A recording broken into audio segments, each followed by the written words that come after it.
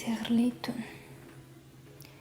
Tunda barcha uxlab yotgan, faqat yuragida g'alayon ko'tarilgan ikki qalb uyg'oq edi. Madina hali yosh, ammo turmushda. Qayna akasi Azizbek esa yuragi jim bo'lsa-da, ko'zlarida yillar ichida to'planib qolgan his-tuyg'ular chaqnardi. Madina deraza oldida sukutda o'tirardi. Eri esa boshqa davlatda, Rossiyada. Uydagilar Madinani yolg'iz qolmasin deb Azizbekning yonida qoldirishgan. Lekin hech kim bilmasdi, bu ikki qalb o'rtasida sukut, ortiqcha yashirin olov borligini. Azizbek mehmonxona divanida yotar, lekin uxlolmasdi. Har gal Madinaning yuragi ezgiligini sezsa, ko'ngli bezovta bo'lardi. Madina, nega uxlamading? dedi so'rab nihoyat. Bilmayman, yuragim tinchimayapti. Har kecha bir xil, o'zimni yolg'iz his qilyapman, dedi u asta derazadan ko'z uzmasdan. Azizbek ichkariga qadam tashladi. So'ng bir zum to'xtab ortga qaytdi. U o'zini tiya bilardi. Bu tuyg'ular noto'g'ri. Buni o'zi ham biladi. Lekin yurak ba'zan aqldan ustun keladi. Men ham uxlamadim, dedi u. So'nggi kunda sening ko'zlaring menga juda begona tuyulyapti, lekin o'sha iliqlik bor. Madina bir lahza jim qoldi. Yuragi duppillab urardi. Azizbek aka, men sizdan qo'rqaman. Nega? Chunki siz menga qaraganingizda yuragim boshqacha uradi. Men bilaman, siz hech qachon, lekin men o'zimdan xavotirdaman. Azizbek hushyor tortdi. Yuragi siqildi, lekin tilida so'z chiqarmadi. Madina, bu tuyg'ular, bu uyat, biz qarindoshmiz. Madina ko'z yoshlarini artdi. Ehtimol, biz noto'g'ri odamlar emasmiz. Faqat to'g'ri hislar noto'g'ri joyda paydo bo'lardir. Bu payt xona eshigi sekin ochildi. Azizbek orqasida og'riqli bir g'o'zal edi. Madinaning erining opasi. Uning nigohlari o'tkir, yuzida shubha. Sizlar uxlamadinglarmi? dedi u sekin. Madina o'zini tutib jilmayishga urindi. Yo'q, shunchaki tun jimjit bo'lgani uchun o'tiribman. G'o'zal ichkariga qadam qo'ydi. Madina o'rnidan turdi. Men yotaman, dedi past ovozda. Azizbek unga qarab qoldi. Bu qarashdan ne ko'p, ne kam bir umrlik sukut yashiringan edi. G'o'zal esa Azizbekka tik qaradi. Men hamma narsani ko'rib turibman. Aziz, ehtiyot bo'l. Bu uyda ko'zlar yopiq emas, hissiyotlar bilan o'ynashma, baribir yonib ketasan. Azizbek unga javob qaytarmadi. Faqat derazadan ko'kka qarab ohangrabodek so'radi. Qalb aybdormi? Agar yurak aytsin demasa. Ertalab tong nurlari deraza pardalaridan sig'ilib kirar, lekin bu uyda yuraklar baribir qorong'u edi. Go'zal deraza yonida turar, qo'lida choy, ammo ko'zlari choyda emasdi. Yodda kechagi kecha deraza oldida turgan Madina va uning yonidagi Azizbek. Go'zal o'ziga o'zi savol beradi. Ular orasida nima bor? Nega Madina kechasi uyalmagan qayna akasi bilan yolg'iz deraza oldida turibdi? Nega nigohlari titraydi? Goh kulguga o'xshagan, goh afsusga o'xshagan jimlik xonani egallab oldi. U yuragini bosolmadi. Ichida g'alati hissiyot bor edi. Rashk, iztirob, ehtimol, uzoq qo'rquv, ammo eng asosiysi xavotir. Chunki Go'zal ham ayol edi. Ayol yuragini bu har doim oldin sezadi. Madina esa oshxonada turgan edi. Qulog'ida Go'zalning kechagi gapi yangrardi. Hissiyot bilan o'ynashma, baribir yonib ketasan. Qanday qilib? Nega u shubhalandi? Axir hech narsa bo'lgani yo'q-ku, yoki bo'lganmidi? Madina choy damlab turib o'zidan jirkandi. Yuragidagi ehtiroslardan emas, o'zini to'xtata olmagani uchun. Nega Azizbekka nisbatan qalbi titraydi? Axir bu jo'yali emas. Azizbek xonadan chiqdi. Nigohlar pastga qaratildi. Madina esa unga qarab qo'ydi, lekin o'zini tez orada boshqa tomonga o'girdi. Tong otibdi, dedi Azizbek oddiylik bilan. Madina javob bermadi. Faqat choynakka suv to'kkandek asta. Ba'zan tong chiqadi, lekin yurak qorong'ulikda qolaveradi. Azizbek boshini ko'tardi. Ko'zlari to'g'ri Madinanikiga tushdi. U yerda sovuqlik emasdi, yondirildi. Ammo so'nmagan, ichida o'zida ham yashiringan olov bor edi.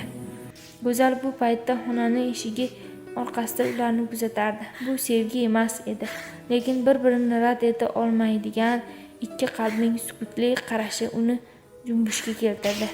"Yo'q", dedi ichida. Men bunga yo'l qo'ymayman.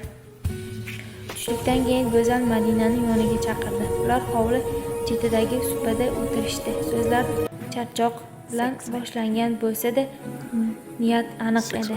"Madina, men seni singlimdek bilaman", dedi Go'zal. "Shu sabab ba'zi gaplarni ochiq aytishga majburman." Madina yuragini ushladi, sezdi. Bu shunchaki suhbat emas. Azizbek, sen unga mehr bilan qarayapsan. Men buni ko'rdim. Madina cho'chidi. Qarashlar qaltirab ketdi. "Yo'q, men hech nima demoqchi emasman", dedi. Ammo tovushi ham, tanasi ham o'zini fosh etgan edi. Go'zal ko'zlarini uzmadi. "Bilaman va bilaman. Yuragingda nima bor, lekin unutma, sen bu uyda faqat kelin emassan. Onang, ering, qaynonang hammaga mas'ulsan." Madina bosh egdi. Ko'zlarida yosh chiqdi. So'z yo'q, faqat sukut bor edi. "Men bu sirni hech kimga aytmayman", dedi Go'zal yumshoqroq ohangda. "Lekin buni davom ettirsang, o'zingni yo'qotasiz, Madina." Kechaga yaqin Azizbek mashinani yuvayotgan edi. Go'zal yoniga keldi.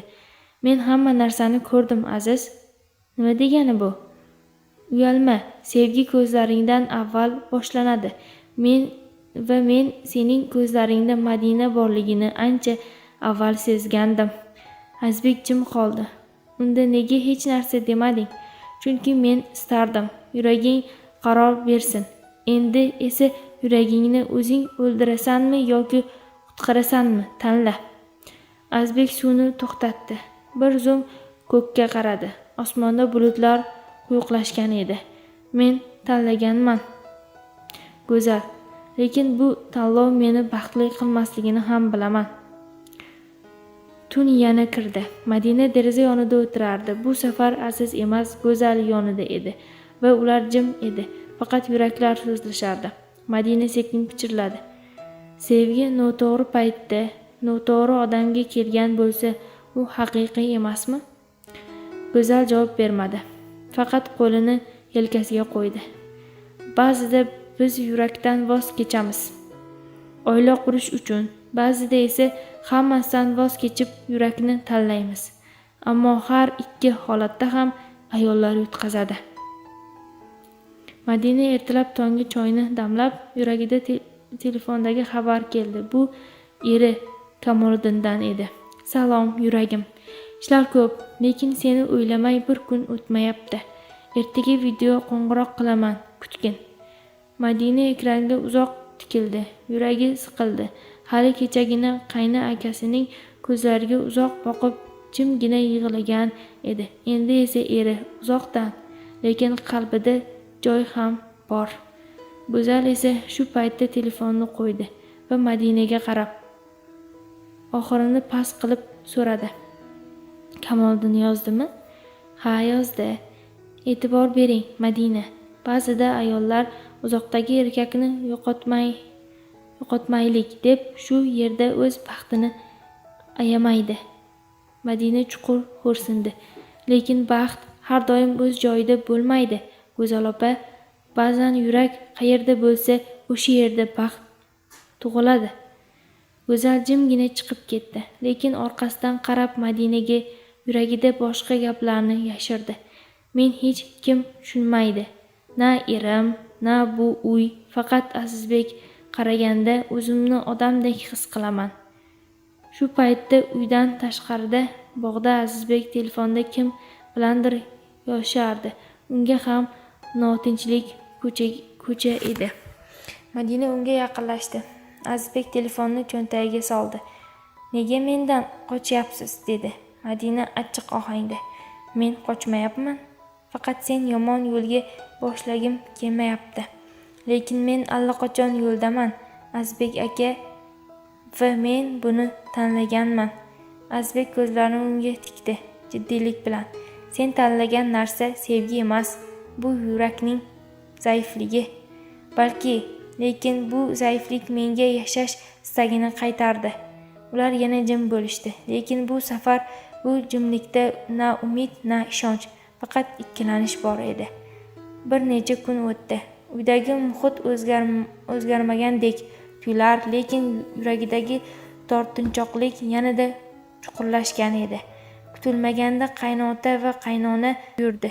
Ular Madinani yoniga chaqirib, g'amli ohangda so'z boshlashdi. Qizim, Kamoliddin bilan suhbatlashyapmiz. Uzoq qolib ketyapti. Bu orada sening mehring pasaymasin, dedi. Azizbek akang bilan ko'proq birga bo'lyapsan shekilli. Madina titradi. Yo'q, ona, men unga faqat singildek qarayman, dedi. Ammo ko'zlari bilan so'zga ishonmasdi. Qaynona og'ir nafas oldi. Yurak bilan gaplashaman, qizim. Yurak ko'p aldaydi. Bizlar onamiz, bilamiz. Ayol qalbi egallaydi, lekin sindirmasligi kerak. Madina shunda bir holatda qoldiki, na tasdiqlar olardi, na inkor eta olardi. Ertasi kuni Madina erining eski telefonini ko'rib qoldi. Bolalar yotgan xonani yig'ishtirib yurganda telefon tasodifan yoqilib ketdi. Unga notanish ism bilan yozilgan eski xabarlar bor edi. Kechasi telefonni o'chirganimda bildim, uyingdagilar uyg'oq edi. Men seni sog'indim, Kamol, ko'rishimiz kerak. Madina muzlab qoldi. Demak, u ham meni aldagan. Ko'z yoshlar hech qanday ovoz chiqarmasdan o'qidi. Faqat yuragining bir chetida muzladi. Qaynoq iztirobli ichkarida tirnalayotgan nido. Endi kim aybdor? Menmi? Yo'qmi? Kech tushdi. Madina o'sha deraza oldida yana yolg'iz turar. Aziz kelmadi. U bugun ko'rinmadi ham. Faqat yuragida sovuq qoldi. Madina ko'kka qaradi. Osmonda yulduz yo'q edi. Balki yulduz ochilmagan, faqat yuragidagi nur so'ngan edi. Kechasi endi tushgandi. U jimjit, faqat Madina uyg'oq, ko'zlari shishgan, yuragi esa og'ir. Qo'lida Kamoliddinning telefonida topilgan u notanish ayolning yozuvlari, har bir satr yuragida tiq. Demak, men yolg'iz emasman. U ham meni kabi gunohkor, balki undan ham battarroq. Ko'zlariga yosh keldi. Endi na uyda, na erida, na o'ziga ishonch qolmagan edi. Shu payt eshik sekin taqilladi. Madina, bu Azizbekning tovushi edi. Kirma, dedi Madina past ovozda. Lekin Azizbek eshikni ochdi. Madina deraza yonida turardi. Yorug'lik faqat ko'chadagi chiroqdan tushayotgan nur edi. Nima bo'ldi? deb so'radi Azizbek. Yuraging bezovtalanib, Madina sekin unga telefonni uzatdi. Bu Kamoliddinning yozishmalari. Azizbek o'qib chiqdi. Yuzidagi og'riqni yashira olmadi. Demak, u ham sen deb, lekin gapni tugata olmadi. Ha, Azizbek aka, u ham men yo'qotgan, faqat men buni hech bilmagan. Madina yuzini qo'llari bilan berkitdi. Bilasizmi, men sizdan uzoqlashishga harakat qildim. Qayta, lekin yuragim o'zgacha urdi. Endi esa yuragimni to'xtatmoqchiman. Azbek unga yaqinlashdi, lekin Madina ortga chekindi. Yo'q, hozir sen ham meni ovutmoqchisiz. Balki yuragimni tinchlantirmoqchidirsiz. Lekin bu sevgi emas, bu aybni birga bo'lish. Azbek jim qoldi. U to'g'ri aytgan edi. Bu hislar sof, lekin holat nopok. Men ketaman, Aziz aka, dedi Madina. O'zimni topmagunimcha bu uydan qololmayman. Oradan bir kun o'tdi. Go'zal Madinaning yig'laganini eshitdi. U eshikni ochmadi, faqat ichida.